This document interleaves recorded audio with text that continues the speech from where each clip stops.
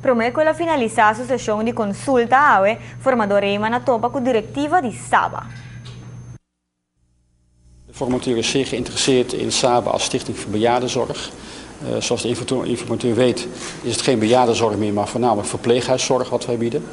We weten allemaal dat de vergrijzing op ons afkomt. Er komen steeds meer ouderen op Aruba en dus ook steeds meer hulpbehoevenden en mensen die een hulpvraag hebben. Dus daar moeten we wat aan gaan doen en de informateur beseft ook heel goed met ons dat we daar wat meer aan moeten gaan doen. De wachtlijst op dit moment is 150 personen die opgenomen willen worden bij de Saba. Dat is kritisch, dat is echt heel erg veel en de lijst wordt alleen maar langer.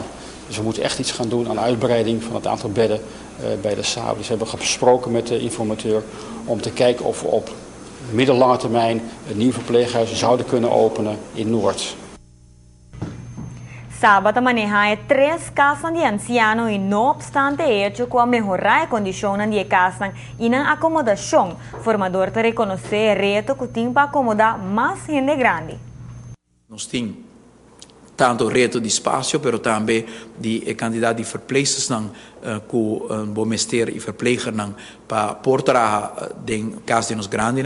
No momento aqui tem processo, trajeto de educação na EPI, em coordenação com Saba, para nós portar 50 pessoas mais preparar e formar para pôr vai dar serviço na Saba, na casa de nós grandes.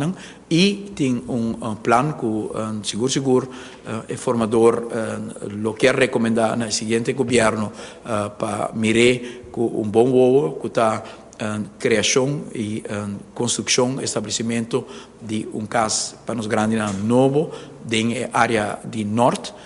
Caminha que seguramente nós mira também uma cidade, não unicamente parte de norte, mas Aruba completo.